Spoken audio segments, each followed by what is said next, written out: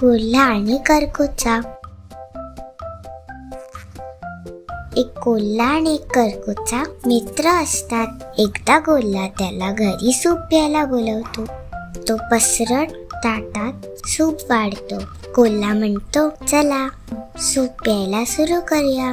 असं म्हणून तो भरभर सूप पितो आणि चाटून पुसून ते संपवतो. करकोच्याला मात्र ते सूप पिताच येत नाही. त्याची चोच लांब असल्यामुळे आणि ताट पसरट असल्यामुळे त्याला उपाशी राहावं लागतं. काही दिवसांनी करकोचा कोल्ह्याला सूपचं आमंत्रण देतो. तो गरमागरम आणि रुचकर सूप बनवतो आणि बरणीत ते सूप वाढतो. करकोचा म्हणतो, चला सूप प्यायला सुरू करूया. तो आपली लांबडी चोच त्या भांड्यात घालतो, सूप पितो. पण कोल्ह्याला मात्र सूप पिता येत नाही. त्या भांड्याचं तोंड इतकं रुंद असतं, त्याचं तोंड जाईना. आपण करकोच्याची मस्करी केली हे कोल्ह्याला उमजते. कथेचं तात्पर्य जशास तसे.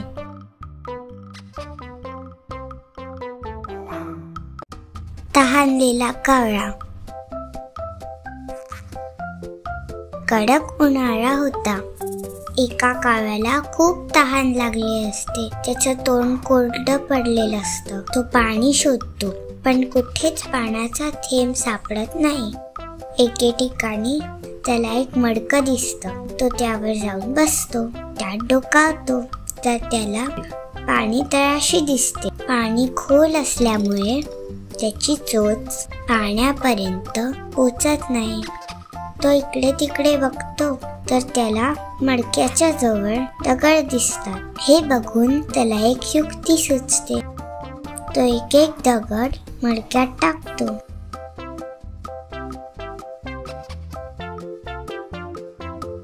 हळूहळू पाणी वर येतं. कावळा पाणी पितो, आपली तहान भागवतो आणि भुरकन उडून जातो. कथेचं तात्पर्य इच्छा तिथे मार्ग. गावठी उंदीर व शहरी उंदीर. एका गावाच्या शेतात एक गावठी उंदीर राहायचा. शहरात राहणारा एक उंदीर त्याचा मित्र होता. एकदा गावठी उंदराने शहरी उंदराला जेवणाचे आमंत्रण दिले. त्याने त्याला बोरे, शेंगा, कंदमुळे आणि अन्य पौष्टिक अन्न खायला दिले. पण ते देशी अन्न त्या शहरी उंदराला आवडले नाही. तो म्हणाला, हे जेवण खूप साधे व बेचव आहे. तू माझ्या घरी शहरात ये, मी तुला चांगले अन्न कसे असते ते दाखवतो. गावठी उंदराने ते आमंत्रण स्वीकारले आणि तो शहरात गेला. शहरी मित्राने त्याला बिस्किटे, पाव, ड्रायफ्रुट्स आणि खूप काही खायला दिले. अन्न रुचकर होते. अचानक एक मांजर तिथे आले आणि दोघे उंदीर पळून एका बिळात लपले. हे असं सारखेच होऊ लागले. गावठी उंदीर म्हणाला, किती दुःखी जीवन आहे तुझे. मी माझ्या शेताच्या घरात बरा आहे. तिथे मी शांतपणे खाऊ शकतो. आपल्या घरी परत आल्यावर गावठी उंदराला खूप बरे वाटले. कथेचं तात्पर्य शांत जीवन हेच सुखी जीवन. मिया कोल्हा. एके दिवशी एक कोल्हा अन्नाच्या शोधात शहरात जातो. तो अन्न शोधत असताना काही कुत्रे त्याच्या मागे लागतात. तो कोल्हा घाबरतो आणि स्वतःला वाचवण्यासाठी एका घरात पळतो. त्या घरात ड्रम्स भरून रंग असतात.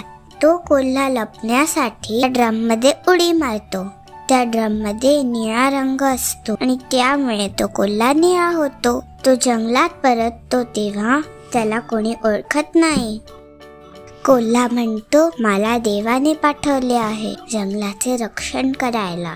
सर्व प्राण्यांना हे खरं वाटते आणि ते त्या कोल्ह्याला जंगलाचा राजा बनवतात. सिंह आणि हत्ती त्याचे गार्ड बनतात. सर्व प्राणी त्याची सेवा करतात. आणि त्याला रोज अन्न आणून देतात. एके रात्री काही कोल्हे जंगलात ओरडायला लागतात. निळ्या कोल्ह्याला राहवत नाही आणि सवयीप्रमाणे तोही ओरडतो. हे बघून दुसऱ्या प्राण्यांना कळते की हा तर कोल्हा आहे. सिंह रागाने त्याच्या अंगावर उडी मारतो. सगळे प्राणी त्याला जंगलाबाहेर हकलतात. कथेचं तात्पर्य, माणसाचा खरा स्वभाव स्वार्थात लपून राहत नाही. मुंगी आणि कबूतर.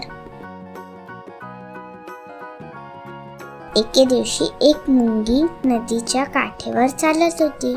अचानक तिचा पाय सरकतो आणि ती पाण्यात पडते. तिला नदीत एक तरंगणारं पान सापडतं आणि ती त्या पानावर बसते. ते पान धबधब्यापाशी वाहू लागते. मुंगी घाबरते आणि मदतीसाठी हाक मारते, वाचवा वाचवा, मला कोणीतरी वाचवा. एक कबूतर मुंगीला वाचवायला खाली उडतो आणि ते पान तोंडात घेतो.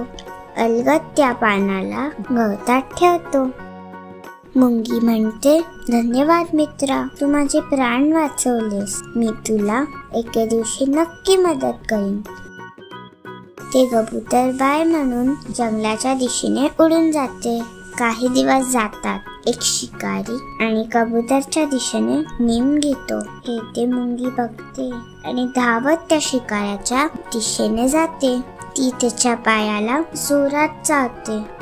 शिकारी जोरात ओरडतो आणि खालीच बसतो. त्याचा निशाणा चुकतो. कबूतरचे प्राण वाचतात. तो मुंगीला धन्यवाद म्हणतो आणि उडून जातो. कथेचं तात्पर्य, मदत करायला कोणी छोटे मोठे नसते.